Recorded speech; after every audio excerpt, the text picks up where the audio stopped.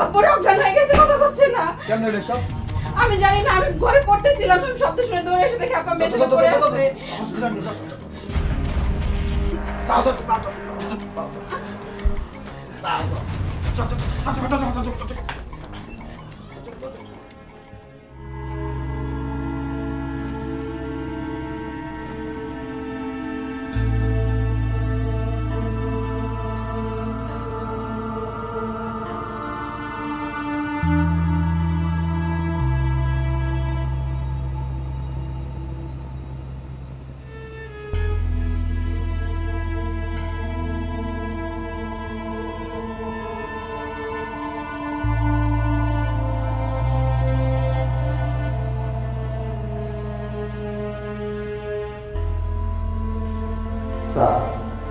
বিষয়টা চাষা জানার মালার জামারে জানানো ছিল না জবা,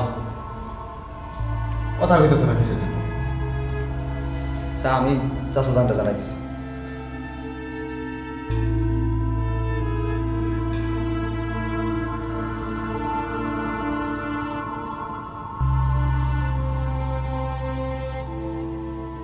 চাচা আসসালামু আলাইকুম। চাচা মালা তো হসপিটালে ভর্তি, ওইটা গিয়ে অজ্ঞান হয়ে গেছিল। কীভাবে হয়েছে তা চাচা আমি জানি না, জবাও জানে না। জবা আমার পাশেই আছে, তাই ভীত হয়ে গেছে তো ফ্যাল করে তাকিয়ে আছে, কিছু কইতেছে না। অবস্থা ভালো না চাচা, আপনি একটু আহেন। চাচা মালার জামাই একটু ফোন করে জানাই দিয়ে রাখি। আসসালামু আলাইকুম। চিন্তা করছেন রোগীর বাড়ির লোক কে আছে? জি স্যার, আমরা। মালা কেমন আছে স্যার? অবস্থা খুব একটা ভালো না, জ্ঞান ফেরার আগে কিছুই বলা যাচ্ছে না। স্যার আমরা কি একটু মালার কাছে যেতে পারবো? যেতে পারেন, কিন্তু গিয়ে লাভ কি, সে তো অজ্ঞান অবস্থায় আছে। আর এখন না হয় আপনারা বাড়ি চলে যান, কাল না হয় সকালে আসবেন। আর দেখাশোনা করার জন্য এখানে নার্স তো আছেই। তাই ভালো। দেখেন না স্যার, বোনের চোখে জবাড়ার জবান বন্ধ হয়ে গেছে। কাছের মানুষের এমন অবস্থা হলে এমন হওয়াটাই স্বাভাবিক। আস্তে আস্তে সবই ঠিক হয়ে যাবে। আমরা তাহলে আজকে বাড়ি চলে যাই। স্যার মালার একটু দেখি। মালার চিন্তা এখন আমাদের, আপনার কোনো চিন্তা করবেন না। স্যার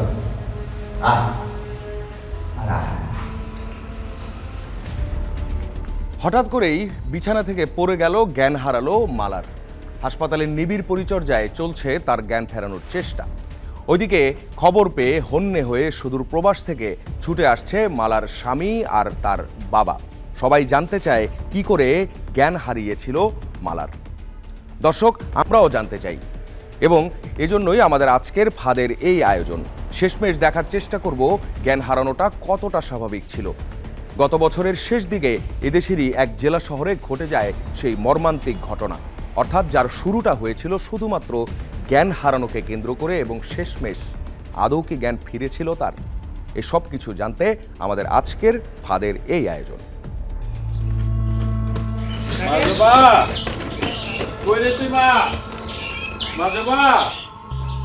জবা মা তো ঘরেই আছে, 2 দিন ধরে কিছু খায়ও না, কথাও বলে না। মাইয়াডা বইনের শোকে পাথর হয়ে গেছে চাচি। মাইয়াডারে কথা কওয়ানোর চেষ্টা করো, আর নাই মাইয়াডা মরে যাইব। হ চাচি, দোয়া করে না। দোয়া তো করিই।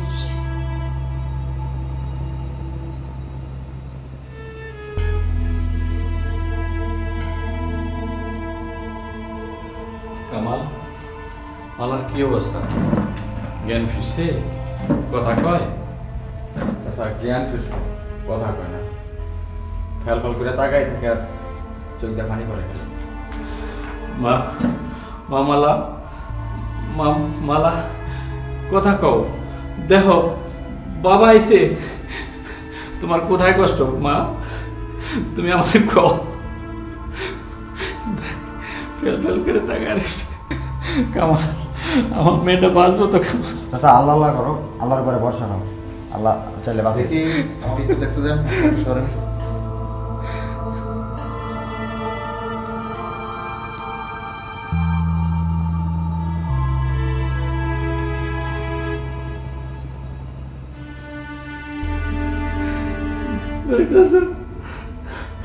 ডাক্তার সাহেব, কি অবস্থা আমার মেয়েটা? দেখুন, আপনাদের মিথ্যা সান্ত্বনা দিব না, আপনার মেয়ে ভালো হওয়ার অবস্থানে নেই। ডাক্তার সাহেব যত টাকা লাগে আমি দেব, আমার মেয়েটা সুস্থ করে দেন ডাক্তার সাহেব। দেখুন, এখানে টাকার কোনো বিষয় নাই। আমরা সবসময় চেষ্টা করি যাতে প্রতিটি রোগী সুস্থ হয়ে বাড়ি ফিরে যায়, কিন্তু আমাদের সব চাওয়া সবসময় পূরণ হয় না। আপনার মেয়ের অবস্থা খুবই ক্রিটিক্যাল, কত সময় সে সার্ভাইভ করতে পারবে আমরা বলতে পারছি না। ডাক্তার সাহেব আপনি এমন কথা কইবেন না। আমার এক মেয়ে মৃত্যু সজ্জায়, আরেক মেয়ে শোকে পাথর হয়ে আছে। ডাক্তার সাহেব আপনি যেমনে পারেন আমার মেয়েকে সুস্থ করে দেন। দেখুন, আপনার অবস্থা আমরা বুঝি, কিন্তু এই মুহূর্তে আমাদের আর কিছু করার নেই। আল্লাহকে রাখুন।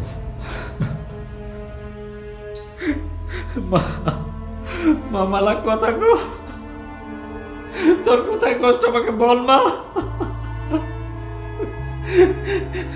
ফেল ফেল করে তাকা থাকিস না মা, আমাকে বল তোর কোথায় কষ্ট হচ্ছে মা। শুধু ফেল ফেল করে তাকা দিছে শাহিদ।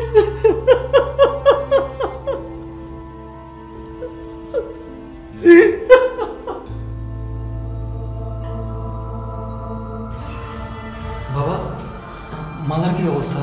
মালার অবস্থা ভালো না। তুমি কখন আসলা? আমি এই কিছুক্ষণ আগে আইলাম, বাড়িতে ব্যাগ ট্যাগ রাখিয়ে চলে আসলাম। ডাক্তার কি কইল? ডাক্তার কইলো কতক্ষণ বাঁচবো কইতে পারলো না, শুধু আল্লাহ ডাকতে কইলো। বাবা, শহরের বড় কোনো হাসপাতালে নিয়ে গেলে কোনো কাজ হব না। একমাত্র আল্লাহ ছাড়া মালারে কেউ বাঁচাতে পারবো না বাবা, কেউ বাঁচাতে পারবো না। কিন্তু আমি বুঝতেছি না এমন ঘটনা ঘটলো কেমনে। বাবা কেউ জানে না, বনের সুখে জবান বন্ধ হয়ে গেছে। বাবা, আমি মালারে দেখতে চাই। হ্যাঁ বাবা যাও, তুমি যাও। কালাম, কেমন আছো? মালার কি অবস্থা?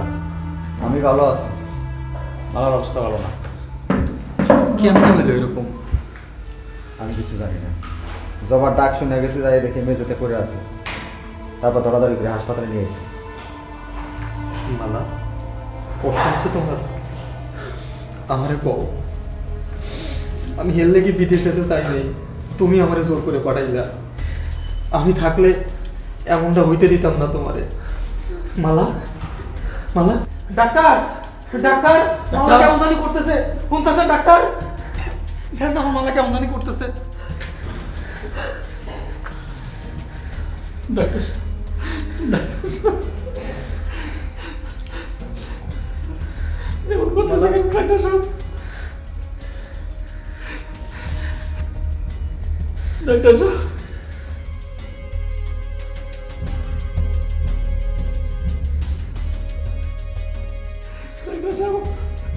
আমার মেয়ে এমন করতেছে কেন? দুঃখিত, আমাদের আর কিছু করার নেই।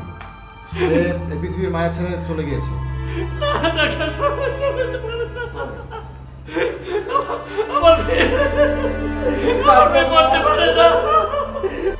শেষমেশ আর বাঁচানো গেল না মালার প্রাণ, আর ফিরে আনা গেল না তার নিঃশ্বাস।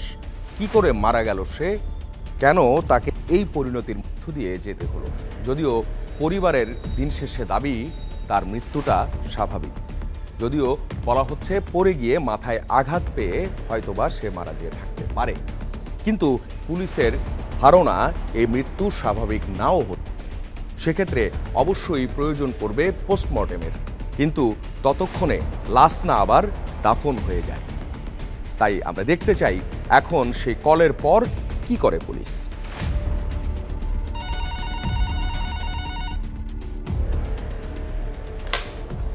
হ্যালো,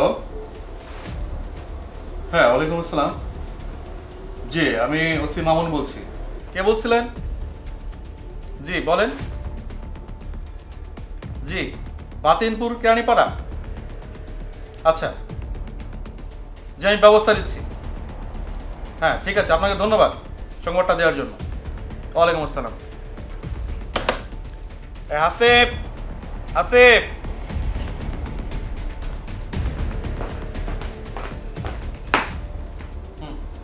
আচ্ছা শোনো, বাতেনপুরে কেরানীপাড়ায় ফজলুল হকের বাড়ি যাও।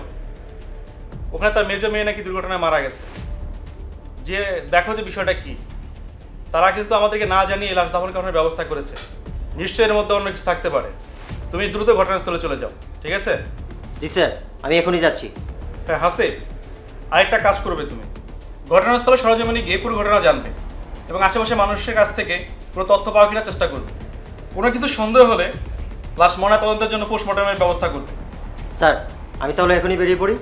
আর কোনো আপডেট পেলে অবশ্যই আমাকে জানাবে। Yes sir.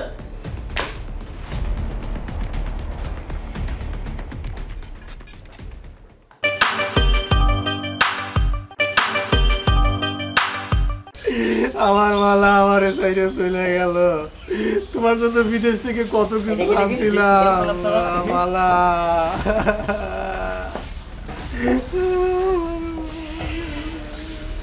কিভাবে মারা গেল সে? স্যার আপনি এখানে কোনো দুর্ঘটনা ঘটলে তো আসতেই হয়। কিভাবে মারা গেল?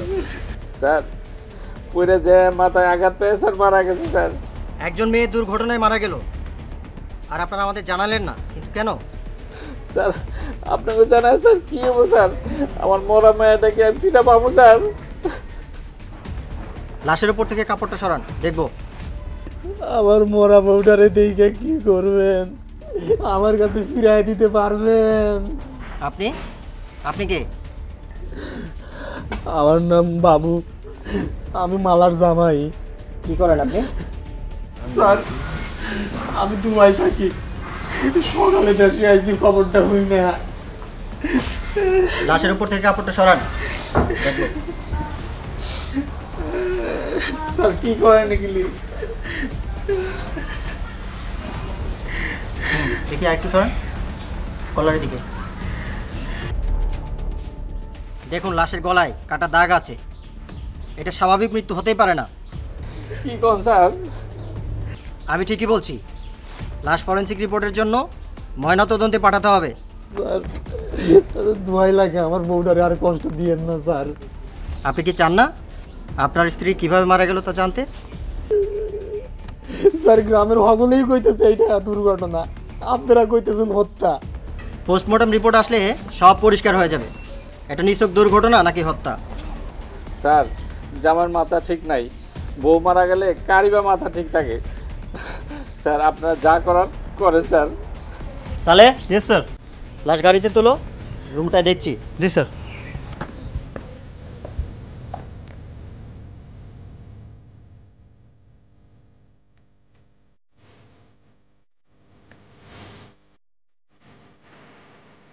স্যার আসবো?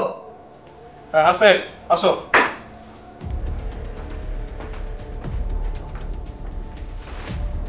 হ্যাঁ বসো। Thank you sir. আচ্ছা, সরজমিনে ঘটনাস্থলে গিয়ে কি জানলে? স্যার আমার মনে হচ্ছে এটি দুর্ঘটনা না, পরিকল্পিত হত্যাকাণ্ড। আচ্ছা, তোমার কি দেখে মনে হলো যেটা হত্যাকাণ্ড? স্যার মেয়েটার গলার নিচে একটা কাটা দাগ আছে। মনে হয় কারোর সাথে ধস্তাধস্তির সময় কেটে গেছে। লাশ কি মর্গে পাঠিয়েছিলে? জি স্যার, ময়নাতদন্তের জন্য পাঠিয়েছি, তবে পরিবারের লোকজন বাধা দিয়েছে। তোমার কি কাউকে সন্দেহজনক মনে হচ্ছে? নির্দিষ্ট করে কেউ না, তবে পোস্টমর্টম রিপোর্ট পর্যন্ত আমাদের অপেক্ষা করতে হবে। তাহলে আর কি, পোস্টমর্টম রিপোর্ট পর্যন্ত অপেক্ষা করো। আর নতুন কোনো আপডেট পেলে অবশ্যই আমাকে জানাবে। জি স্যার। ঠিক আছে। ওকে।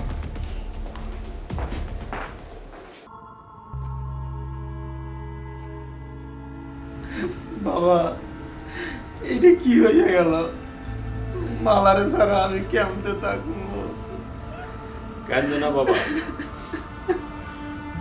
মাইয়াটা মরে গেল, জবাটা শুকে শুকে পাথর হয়ে গেছে, জবান বন্ধ হয়ে গেছে। তুমি যদি এরকম করো আমি কই যাবো কাও? সব দোষ আমার, আমি বিদেশ না গেলে এমনটা বইতো না। না রে বাবা, নিজের নিজের দোষী করো না বাবা। আল্লাহর মালা নিয়ে গেছে, তোমার কোনো দোষ নাই বাবা। না বাবা, আমারই দোষ, আমারই দোষ। আমি মালারে চাইরে বিদেশ কেন গেলাম, কেন গেলাম? মানে কথা কমা বাবা রে, আমার কিচ্ছু ভাল লাগতেছে না। মায়েরা কথা কথা কইতাছে না। মা জবা এমন করে তাকায় রয়েছিস কেন? কথা কো বাবা, জবারে ডাক্তারের কাছে নিয়ে যাওয়ানোর দরকার। এমন করে যদি জবান বন্ধ থাকে তাহলে তো দম ফাইটে মরে যাইবো। কালকে চলো আমরা ডাক্তার কাছে নিয়ে যাই। মা কথা কো মা, কিছু ভালো লাগে না রে বাবা। আসিফ, কি অবস্থা? নতুন কোনো খবর আছে? স্যার, মালার মৃত্যু স্বাভাবিক নয়। এই যে পোস্টমর্টম রিপোর্ট। তাই তো, এখানে তো পরিষ্কার লেখা আছে যে মালার বুকের একটি হাড় ভেঙে গেছে। তাছাড়া এই গলার নিচে আঁচড়ের দাগ আছে। আর তার তো মৃত্যু হয়েছে শ্বাসরোধে। আমি আগেই বলেছিলাম মৃত্যুটা স্বাভাবিক না, পরিকল্পিত হত্যাকাণ্ড। তুমি এক কাজ করো, তুমি দ্রুত ভিক্টিমের বাড়ি চলে যাও, তদন্ত শুরু করো, দেখো কোনো ক্লু খুঁজে পাওয়া যায় কিনা। জি স্যার, আমি এখনই যাচ্ছি। আর হ্যাঁ, আরেকটা কথা, মালার লাশের দাফন কাফন হয়েছে? স্যার, মালার লাশ বাড়ির লোকজন নিয়ে গেছে, দাফন করাও শেষ। তাহলে তুমি আর দেরি করো না, দ্রুত ভিক্টিমের বাড়ি চলে যাও। হ্যাঁ, কোনো আপডেট পেলে অবশ্যই আমাকে জানাবে। ঠিক আছে।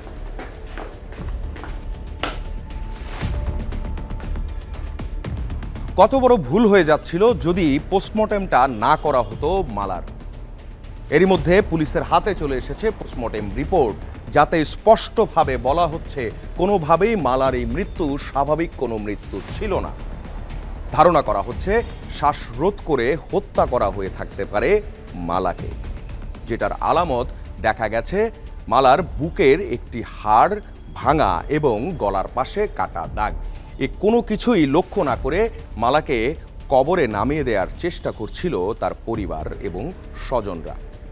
এখন পুলিশকে খুঁজতে হবে কে এই হত্যার সঙ্গে থাকতে পারে জড়িত, এবং সেই তদন্তে এগিয়ে নিয়ে যাবে পুলিশ। শুরু হয়ে যাচ্ছে আবারও নতুন করে সওয়াল জবাব, আবারও পুলিশ ইন্টারোগেশনে মালার আশপাশের পরিবারের স্বজনরা। বাবা, জবার এখন কি অবস্থা? একটু ভালোর দিকে। আমাদের আবার আসতে হলো। স্যার, আপনারা কোনো সমস্যা? সমস্যা তো বটেই। আপনার মেয়ে মালা সে দুর্ঘটনায় মারা যায়নি, তাকে খুন করা হয়েছে। কি কইতেছেন স্যার? আমার মেয়ে খুন হয়েছে? কেরা করলো আমার মেয়ের খুন?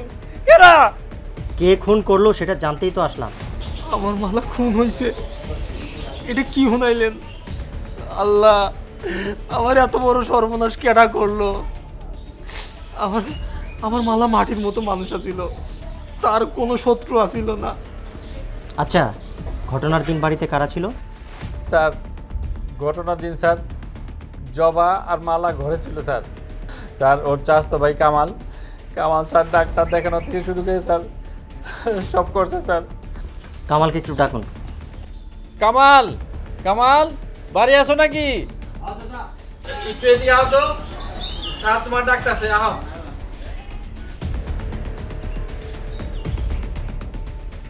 আসসালামু আলাইকুম। ওয়ালাইকুম আসসালাম। আচ্ছা কামাল, বলুন তো সেদিন রাতে কী ঘটেছিল? স্যার, রাত 11:30টার দিকে আমি জবার গলা শুনি। আবার কি হয়েছে কেউ আসেনি বলে জবা ডাকাটাকি করে। পরে স্যার জবার ডাক শুনে আমি আসি। কি দেখলেন? স্যার, আমি আইসা দেখছি যে মালা মেঝেতে পড়ে আছে, জবা তারে তোলার চেষ্টা করতেছে। আচ্ছা, এবার বলুন তো গিয়ে কি দরজা খোলা দেখলেন? দরজা স্যার বন্ধ ছিল, জবা ভিতর থেকে খুঁজছে। আচ্ছা, বুঝতে পেরেছি। জবার রুমটায় যাবে। আচ্ছা।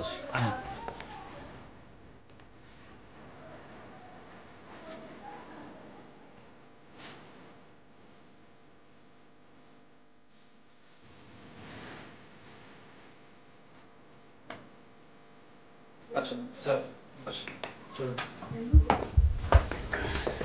স্যার,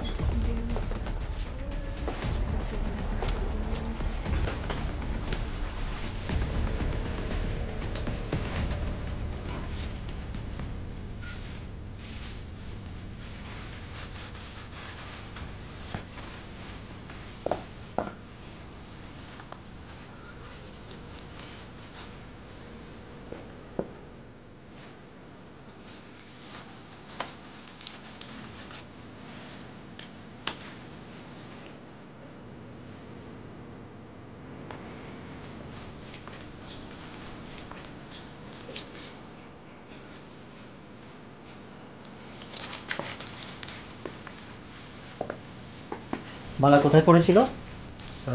এখানে। এইখানে। সালে, জি স্যার। খুঁজে দেখো তো আশেপাশে কিছু খুঁজে পাওয়া যায় কিনা।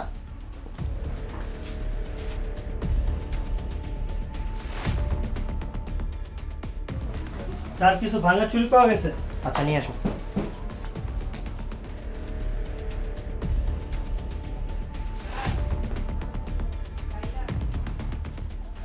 জবার সাথে কথা বলতে চাই। স্যার জবাব কথা বলার অবস্থায় নাই স্যার। কথা তো তাকে বলতেই হবে, কারণ সেই সব ঘটনা জানার কথা। ও স্যার ওর রুমে আছে স্যার। তো চলুন। জি স্যার।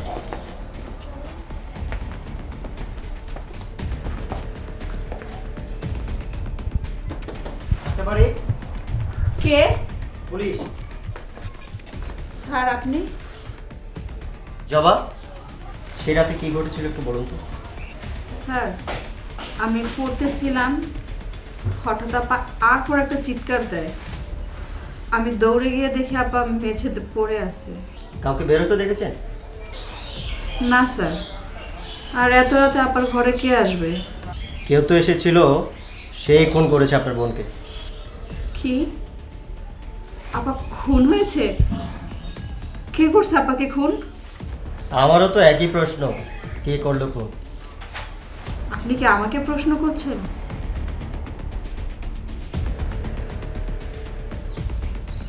এই ভাঙা চুরিটা নিশ্চয়ই আপনার? জি স্যার, আপাকে তুলতে গিয়ে ভেঙে গেছে।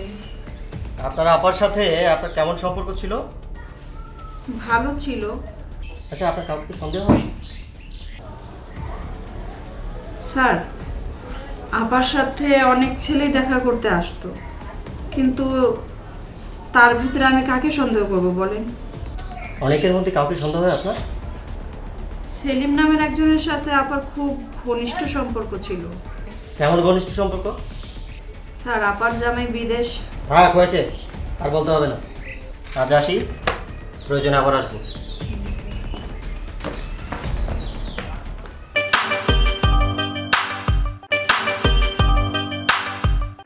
আসবো। হ্যাঁ হাসেব, আসো বসো। Thank you sir. আচ্ছা, মালা হত্যায় তদন্তে কি পেলে? স্যার, রুম থেকে কিছু ঘুমের ওষুধ, ভাঙা চুরি এবং একটি মোবাইল পাওয়া গেছে। মালা লাস্ট কল দিয়েছিল সেলিম নামে একজনকে, মারা যাওয়ার 4 ঘন্টা আগে। গত 1 মাসে তার সাথে অনেক কথা হয়েছে। এই তার কল লিস্ট স্যার। তাহলে এক কাজ করো, তুমি সেলিমকে ডেকে নিয়ে আসো, জিজ্ঞাসাবাদ করো। স্যার। আরেকটা বিষয়, মালার পরিবারের বক্তব্যটা কি? স্যার, ঘটনার রাতে মালার বোন পাশের রুমে ছিল। তাকে জিজ্ঞেস করে যে উত্তর পেলাম, তাতে আমি খুবই কনফিউজড। কনফিউজড? কিসের কনফিউজড? স্যার, জবার কথার সাথে বাস্তবতার কোনো মিল নেই। কি মিল খুঁজে পাচ্ছ না? পাশের রুমে হাতাহাতি হলো, খুন হলো, অথচ সে কিছুই জানে না।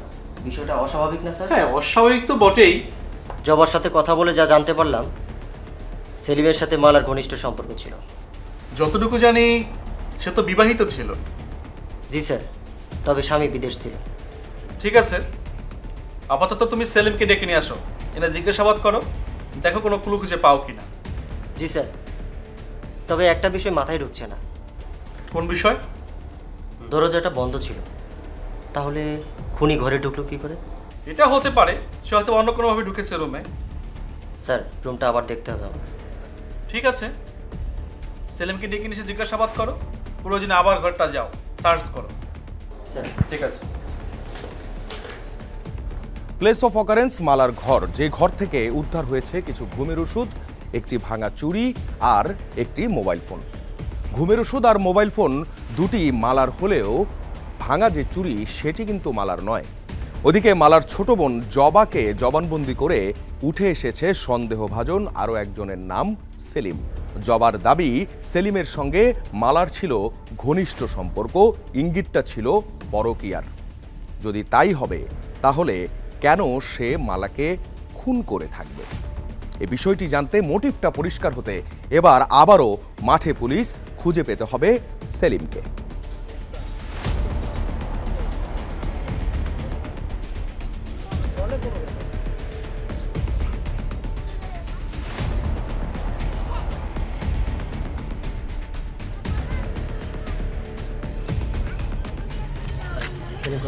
স্যার ওই যে নদীর ধারে বাসের উপরে বসে আছে। টি-শার্ট পরা ওই চলে যান স্যার, মোবাইলে টাকা নেই স্যার।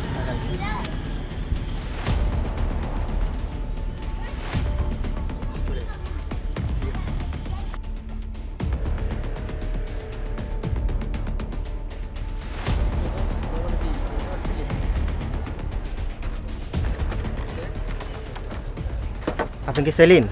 জি সেলিম। আমাদের সাথে একটু চলুন। কোথায় যাব? ভয়ের কিছু নেই, থানায় যেতে হবে। কিছু কথা জিজ্ঞেস করব, বলে চলে আসবেন। এখানেই বলেন। সমস্যা নেই, থানায় চলেন। ওকে চলো।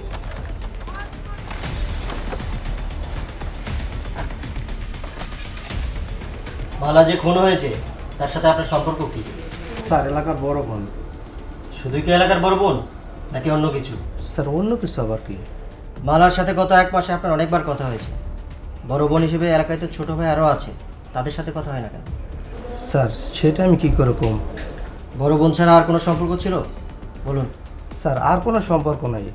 আপা আমাকে দিয়ে বিভিন্ন ধরনের কাজ কাম করাইতো। যে রাতে মালা খুন হয় কোথায় ছিলেন আপনি? স্যার বাড়িতে ছিলাম। মালা খুন হওয়ার 4 ঘন্টা আগে আপনার সাথে মোবাইলে কথা হয়েছিল। কি কথা হয়েছিল বলুন তো? জি স্যার, আপা আমাকে ফোন করে।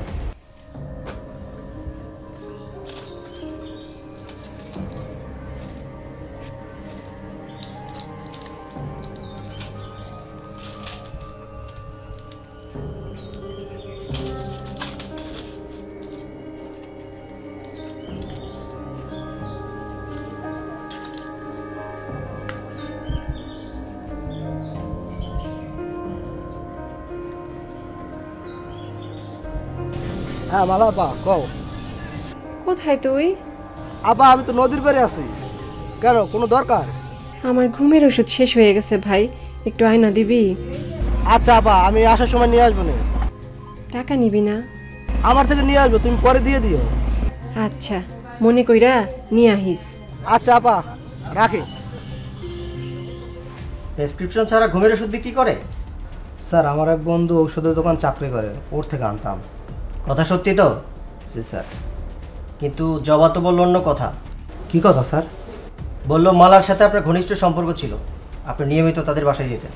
যাতায়াত করতাম, কিন্তু স্যার সেটা আবার জন্য না। তাহলে কার জন্য? স্যার জবার জন্য। আমি জবাকে খুব পছন্দ করি। আপনি যে জবাকে পছন্দ করেন সেটা কি জবা জানতো? জি স্যার জানতো, কিন্তু আমি কই নাই, মালা আপা কইছে। তুই এত ভীতু কেন রে? আল্লাহ বানাইছেন, কি করবো কো? তুই সত্যি সত্যি পুরুষ মানুষ তো? আপা এটা তুমি কি কইলা? এইটা আমি ঠিকই কইছি, পুরুষ মানুষের ভয় থাকতে নাই। কি করবো তুমি কও? সব আমার সামনে আসলে আমার মুখ সুপার গুলতে আটকে যায়, আমি কিছু বলতে পারি না। তাহলে আমার বোনের লগে প্রেম করবি কেমনে? আপা তুমি তো জানো আমি জবার কতটা ভালোবাসি। এইটা আমারে কইতাছস কেন? জবারে যায় কও। জবা জবা, এ সেলিম তোরে কিছু কইবো। আপা আবার জবারে ডাকো কেন? আপা আমায় ডাকছো? সেলিম তোরে কিছু কইবো। আই সেলিম ভাই কি করবেন কয় ফেলান, আমি একটু বাইরে যাব। না কিছু না, তুমি বাইরে যাও। ঠিক আছে আপা, আমি একটু কুসুমদের বাড়ি গেলাম। যা তাড়াতাড়ি আহিস কিন্তু। এই লিগে তোরে ভিতর ডিম কই। আপনি জবাকে দেখার জন্য মালার কাছে যেতেন? জি স্যার। কিন্তু জবা তো বললো ভিন্ন কথা। কি কথা স্যার? মালার সাথে আপনার ঘনিষ্ঠ সম্পর্ক ছিল। স্যার জবা মিথ্যা কথা বলছে।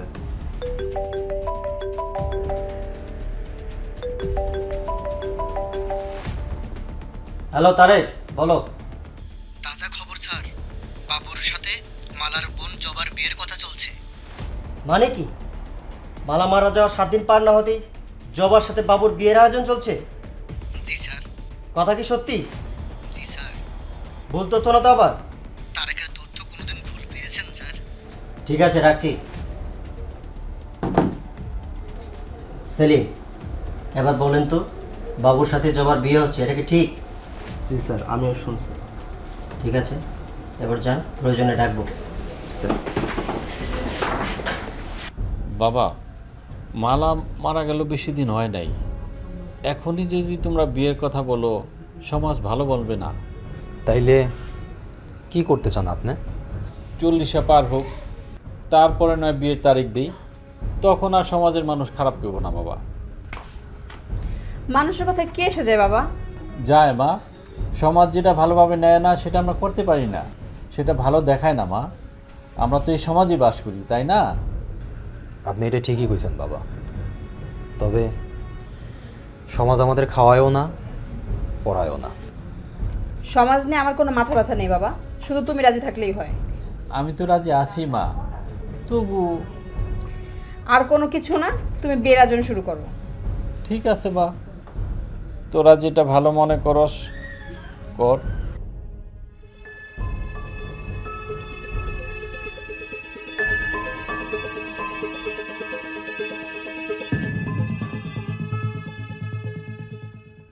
হাসিব, মালা হত্যা মামলার নতুন করে কোনো আপডেট পেয়েছো?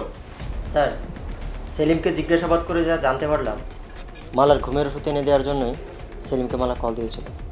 তাহলে জবা যে বললো মালার সাথে সেলিমের সম্পর্ক ছিল, কিন্তু সেলিম তো বললো অন্য কথা, সে জবাকে পছন্দ করত, তাই সে ওই বাড়িতে যেত। তাহলে তো দুজনের কথা দুই রকম হয়ে গেল। কে সত্য বলছে আর কে মিথ্যা বলছে? স্যার, যে কোনো একজন তো মিথ্যে বলছেই। সে একজনটা কে, জবা না সেলিম? সেটা আমাদের খুঁজে বের করতে হবে স্যার। তার মানে সম্ভাবনার সব দরজাই বন্ধ। স্যার, দরজা যেখানে বন্ধ হয় সেখানেই নতুন দরজা খুলে যায়। নতুন দরজা আবার কি খুলে গেল? স্যার, মালা মারা যাওয়ার 7 দিনের মাথায় জবা আর বাবুর বিয়ের কথা চলছে। তার মানে এই খুনের পিছনে বাবু আর জবার হাত নেই তো? এই বিষয়টা আমারও খটকা লাগছে। কি এমন ঘটনা ঘটেছিল যে জবা এই কদিন নির্বাক ছিল? স্যার, ডাক্তারের রিপোর্টেও জবার কোনো ওষুধ ধরা পড়েনি। তাহলে তুমি এক কাজ করো, আগামীকালকে সকালে জবাকে জিজ্ঞাসাবাদ করার জন্য নিয়ে আসো, দেখো তার কাছ থেকে কোনো তথ্য পাওয়া যায় কিনা। জি স্যার। ঠিক আছে, আসো।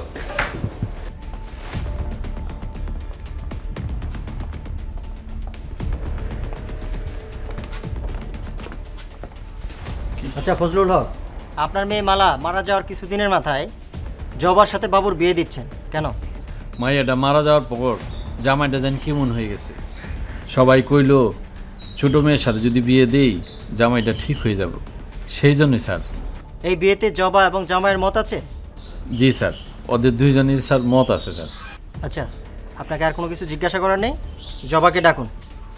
মা জবা, আয় তো একটু, স্যাররা ডাকতেছে, আয় মা। বাবা মায়ে ডাকছো? আপনাকে আমি ডাকতে বলেছি। জি স্যার, কোন আমার মেলা কাম আছে। কাজ তো থাকবেই, কিছুদিন পর আপনার বিয়ে, কিন্তু তার আগে যে আমাদের সাথে একটু থানায় যেতে হবে। কেন আমি থানায় যাবো কেন? যা করে হ্যাঁ নেই কোন।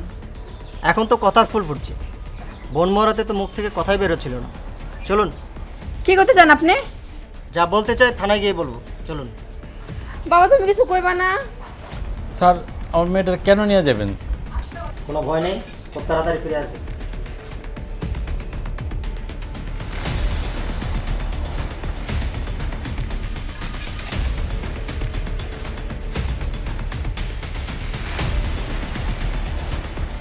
শ্বাসরোধ করে হত্যা করা হয়েছে যে নারীকে, সেই মৃত্যুটিকে বলার চেষ্টা হয়েছে স্বাভাবিক মৃত্যু, তাও আবার বিছানা থেকে পড়ে গিয়ে মাথায় আঘাত পেয়ে। যে ঘটনায় পোস্টমর্টেম পর্যন্ত করতে চায়নি তার পরিবার। এই সব কিছুর পেছনে মোটিভটা কার পরিষ্কার এখনো পর্যন্ত কিন্তু সেটি স্পষ্ট নয়। যাদেরকেই জবানবন্দিতে নেওয়া হয়েছে, যাদেরকে ইন্টারোগেট করা হয়েছে, কোনোভাবেই উঠে আসেনি এমন কোনো তথ্য যে তথ্যের ভিত্তিতে বলা যেতে পারে কে খুন করেছে মালাকে। প্রশ্নটা হলো, মালার মৃত্যুর 7 দিনের মাথায় কেন তার নিজের আপন ছোট বোন আর তার স্বামী বিয়ে করায় তড়িঘড়ি শুরু করে দিল? এখানে মোটিভটা অনেকটাই পরিষ্কার, তবে এখনো বলা যাচ্ছে না কে খুন করেছে মালাকে। দর্শক, আজ বিদায় নিচ্ছি ফাঁদ থেকে। দেখা হবে ফাঁদের পরের পর্বে। সে পর্বে আমরা অবশ্যই জানব মালার খুনি কে ছিল, কি করে তাকে হত্যা করা হয়েছিল, আর কি করেই বা স্বাভাবিক মৃত্যু বলে চালানোর চেষ্টাটা করেছিল, কারা এর সঙ্গে জড়িত। ভালো থাকবেন, সুস্থ থাকবেন, আর যমুনা টেলিভিশনের সঙ্গেই থাকবেন।